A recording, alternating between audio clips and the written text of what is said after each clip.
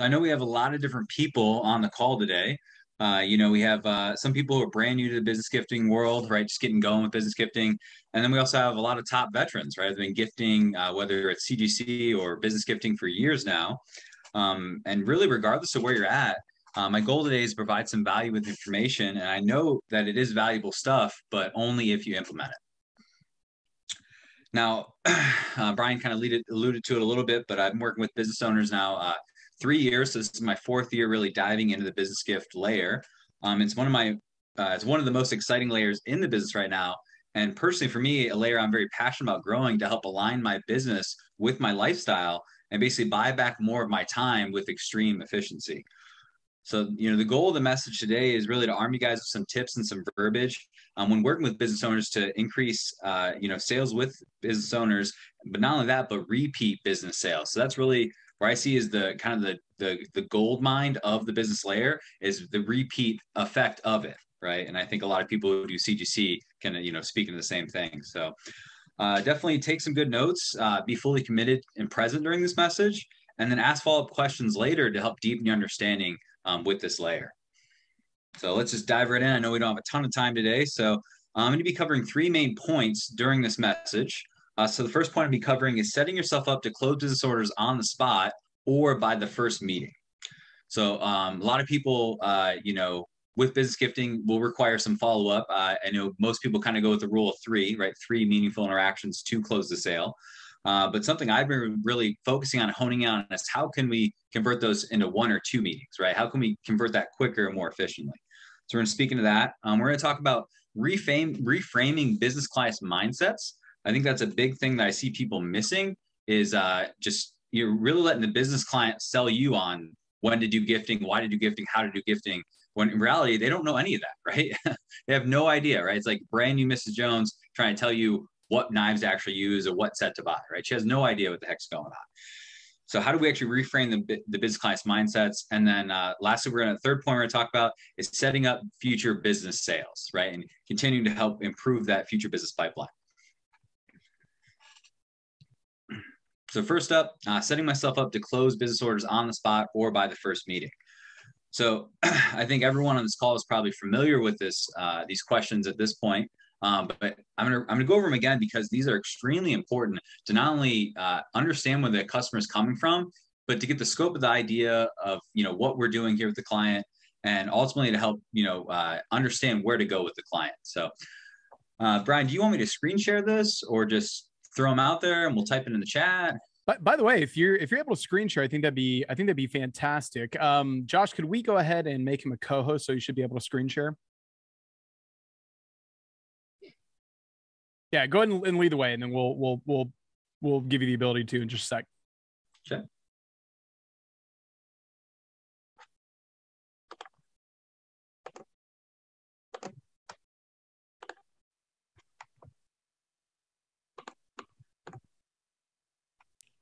Perfect. Coming through great. Perfect. Yeah, so this is the 8 quality questions document that's extremely important when trying to understand the scope of the opportunity and where to go with the client. So we're going to go through these questions. I'm going to speak into a couple of them. But first and foremost, how many employees, customers does the company have, right? So of course, once I find out they're a business owner, I'm immediately asking what's the business, what type of industry, right? Who do they serve? What kind of impact do they have? But then I'm getting in kind of the nitty gritty. So how many employees, customers does the company have? Let's give you an idea of the size of the opportunity. We don't want to be spending all this time pitching in on employee gifting when we find out they have 2 employees, right? And we just waste all that time where they have thousands of clients that we should have really been honing in on. Have they ever done gifting to employees or customers in the past, right? This lets you know if they're already sold on the idea of actually giving gifts. What have they done in the past? If they've gifted before, this will give you an idea of type of gift they're used to giving and what's kind of the price point they're comfortable gifting. Number 4, what type of impact did the previous year or year's gifts have with the employees or the customers? So it sets the stage to really understand why Cutco makes a better idea or a more lasting and more impactful solution for them. Now, once I get, this next question. So number 5, what is the budget for gifting for employees or clients? This lets you know what Cutco products or solutions to offer and promote for them.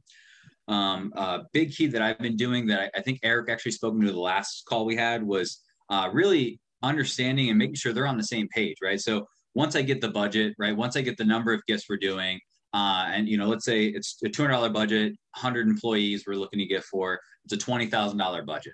So really repeating that back to the client and making sure we're on the same page right from the get-go, rather than going through, figuring out all these great options, everything makes sense. And then they see the big number at the end, they're like, whoa, we can't spend 20 grand. Like that's nowhere near our budget, right? Sometimes business owners will, get excited, they'll get a little overzealous, and they'll start throwing stuff in and not really understand like how much that really adds up to when we're talking this big quantities. So making sure they're actually sold, if not going back in, digging in on, maybe we're just talking too much of a budget per gift, or we're just talking too many gifts in general. Number 6, do they own Cutco personally? So obviously this is a big one. It gives the idea if they're already sold on the Cutco product, right? A lot of our job is done for us if they're already sold on Cutco. Number 7, who are all the decision makers that should be a part of the meeting? So help make sure that everyone that should be hearing ideas are present. Of course, that's extremely important. At the booth, I'm asking the question, so who else, or is there anyone else that should be involved in this conversation? Are you the sole decision maker? Do you handle all this, right? Whatever. And then lastly, when do they buy their gifts and they have someone that helps them find their gifts? So this helps position you as their gifting consultant, as a valuable resource, not only right now, but in the future. That way they don't get gifts last minute, or gifts are not as thoughtful, as impactful, right? Which I'll speak into that a little bit more here in a little bit when we talk about strategies. So of course, pro tip, something that it's led to tons of sales for me is, the number 6, do they own Cutco personally? So let's say they didn't buy anything today and they don't own Cutco, but they're, a very hot lead or a good prospect. That's where I'm gifting them their first piece of Cutco. And I think this does a lot of stuff for you. So it allows Cutco to do what it does best and sell them on Cutco, right? They're going to use it every day. It's basically your mini selling tool that they're selling themselves every time they use it. But I think what it also does is it really shows the customer and builds a lot of trust and credibility and loyalty in yourself, that you're someone who actually practices what you preach, right? You're basically allowing the customer to experience the exact feelings, thought, and process that they're going to do for all their employees, their clients, whoever they're gifting for, right? You basically allow them to walk through the process themselves and get firsthand experience of the feeling and the association with Cutco. So I think it's very, very powerful. We all have third credit or, promotional product on hand, that trimmer, that spatula, even if it didn't lead to a sale, it's going to lead to positive Cutco experience out there. And ultimately they're probably going to be buying, at least personally at some point from you. So once I have all these questions, answered, right? From here, we're going to start digging into, who we're gifting for, what's the budget, all that kind of stuff. And if they're, pushing it off, the thing I really like to do on the spot is offering the pilot program, right? So, hey, let's say we're looking at a huge opportunity, right? So the example, $200 budget for 100 different employees, right? It's a big opportunity, right? It's a lot of moving parts there. And let's say they're, hesitant on pulling the trigger here today. Well, hey, why don't we focus on, your top 10, right? Why don't we focus on your 10 supervisors that make sure all the 100 employees get the work done, right? Let's take care of them first. Let's do a test program with them, see how the gift goes over with them, and then we can look at doing it for the entire employees, all the clients, right? So offering a smaller test program to really get their feet wet, get it going. And then you can promote, hey, we'll get the, gives us time to get the logo engraved and ready and all that back end stuff, get all that done with the test program. Then when we do the big gift, that's all taken care of, right? It's basically turnkey at that point. So that's something I like to speak into. We're talking about closing, on the spot right there with the client. Okay. I'm going to go ahead and stop the screen share from here. Okay. Okay, so the next point we're going to go into is the reframing biz clients' mindsets, right? So when to give the gift, right? So I know we've all heard lots of different things with this, right? So majority of people are always going to have the mindset of Christmas, right? The Christmas gifting. And, how to strategically pitch away from, the Christmas anniversaries, the birthdays, right? The standard stuff that people are getting gifts for, right? So I think this is also something that Eric spoke into on the last call as well. But I think it's really key here to really reframe their mindset of why it makes sense not to give a gift during Christmas, right? Selling people off of Christmas, right? And, you just come from the mindset of, when do you think it'd be more impactful, when they're getting 20 other gifts from all these other different relationships, suppliers, referrals, whatever, or when they're getting just your gift and it's cutting through all the noise and it's a surprise, it's a delight, it's something totally unexpected, right? So I think Eric spoke into gifting 1 to 2 weeks before Thanksgiving. It just makes so much sense there, guys, right? It's unexpected. They're going to use it all of November, all of December, basically that entire time to really use and get the most out of the gift that we're giving anyway when they're doing all the cooking. So it just makes a ton of sense, and it really just helps cut through all the noise. And I think the big key here is having that extra personal touch of that handwritten note. I think that's underrated, underutilized, and I think that handwritten note is really going to help set themselves apart from all the other gifts they're getting. On top of it being world class, Cutco, all that useful, everything like that. Next thing with it, what is the actual intention of the gift, right? So why are they even buying the gift for the client, for the employee? Do they even understand what the intention is, right? I feel a lot of business owners, they hear gifting and they just, it becomes kind of a check the box kind of thing, right? Why buy this gift? Because I have to buy a gift every year because I'm obligated to, and blah blah blah, right? There's really nothing more to that than I was obligated to buy a gift because it's expected, so I just bought this gift because it was cheap and blah blah blah, right?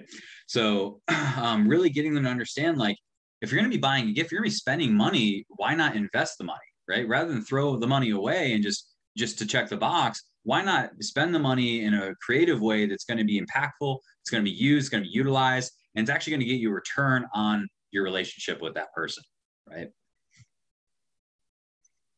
Like I said, guys, they don't know. They don't understand. Majority of the time, they don't understand what gifting is really all about and why it makes sense to do gifting or do our gifting, right? So the next point in reframing their mindset is, creating a systemized approach, right? So as business owners, we're all about systems and leverage and, how we can leverage our time. So what better way than, right, creating a systemized approach? So I always am leaning into the build a set concept, right? Which we'll talk a little bit more about that with the future sales, but the build a set, right? Everything is a build a set. So whether we're buying for employees, clients, whoever we're buying for, let's say we're buying a couple knives, cool. We're framing it under, we're building them into a set. We're buying them hunting knives, cool. We're building them into our hunting knife collection package. They're buying a couple gadgets, we're building them into our complete accessory package, right? So everything is always framed under a build a set, and it creates a more streamlined, systematic approach, right? And then I'm always promoting myself as their gifting consultant. So I keep track of the gifts, I keep them organized. I always have suggestions and ideas of what would make the most sense to gift next for this client. And then it's never last minute. It's never rushed. It's never, not as impactful as you truly want it to be. And then you get to enjoy your holiday season, right? Rather than being, 2 weeks before Christmas, running around, trying to do all this stuff when you should be spending time with, your loved ones, your family, right? You should be relaxing and enjoying the holidays. And ultimately, you can't do that because you're trying to get this gifts done, right? By getting this done ahead of time, it allows us to then, take the stress off the holiday season, stress off the Christmas time, right? And you can actually enjoy your holidays. I don't need to do gifts, right? So this is a mindset I hear from business owners, either I don't need to do gifts because we never have and we do very well without them, or, you get the, our business is booming. We don't need more business, right? We don't need more referrals. We don't need to grow our business, stuff like that. So with these clients, a very powerful question I like to ask, and you can ask it whether it's clients or employees, is, okay, yeah, so I'm just curious. So what kind of impact would it have on your business if you lost your top 10 or 20 clients? What would that do to your bottom line if your top 10 clients decided to start doing business with one of your competitors, right? That's a very painful question for a business owner, right? It's a big gut punch, because their top 10 clients could be doing 90% of their business, right? I think it's very common with business owners that their top 5 is doing majority of their business. So by bringing that pain to light, it basically lets them kind of gut checks them, and they're like, well, man, that would really suck. Well, wouldn't you agree? It makes sense to then, through a strategic gifting program, keep those relationships happy, keep you top of mind, keep them coming back and wanting your service year after year. And I'm really framing it as a client retention program, right? So just like build a set, can be employee retention. Your gifting can be your client retention program as well, keeping your clients happy, keeping them coming back. Okay. Okay, and then let's talk about, I know we only have a few minutes left, but setting up future biz sales, right? So one verbiage I'm using throughout my entire pitch is my annual business review meeting, my strategic annual gifting review meeting with my clients. Not only during my pitch, but especially during the closing meeting, right? So when this is the meeting that I know we're closing on, I'm continuously saying that verbiage probably 5 times throughout the entire pitch to really get in their mind that, this is step one, right? There will be next year, there will be follow-up. And even if they're like, kind of a little bit of pushback, I always frame it as, we're going to review what we did this year, right? And talk about that and then see how we can improve and grow upon it next year, right? And just really solidifying myself as their gifting consultant of why they want to do business with me and how I'm going to really take all this worry, all this headache off their plate. We already kind of mentioned it, but the build a set, right? So framing everything under a build a set. And then verbiage I like to use on the appointment, is, speaking of the fact that they're not gifting experts, right? So, things I'll say is, we both know that your job's not to buy gifts, right? If your job was, I probably wouldn't be sitting here talking to you today, right? You probably have all this figured out, all this taken care of months ago. Your job is to run the business, to get business and keep your business running. My job is to help you with the gifts and be your gifting consultant and help take that off the plate and create a strategic gifting program for you to help systemize and optimize that part of your business and making sure every single year it's as impactful, as thoughtful, and exactly what you want, and continue to have the impact that you're looking for. So I know that was a quick message. I know we had kind of covered a lot of different areas, but we kind of just to review what we talked about. We talked about setting ourselves up to close business orders on the spot or by our next meeting, reframing mindsets of the business clients, setting up future business sales, and then kind of the last thing I'll leave you with is really, not always trying to swing for the fences, right? So I think a lot of people get caught up in the, hey, this could be $1 million client if I just land this client, but I have a 0.1% chance of landing this client. When there's all these other clients that maybe I have a 30, 40, 50% chance of landing.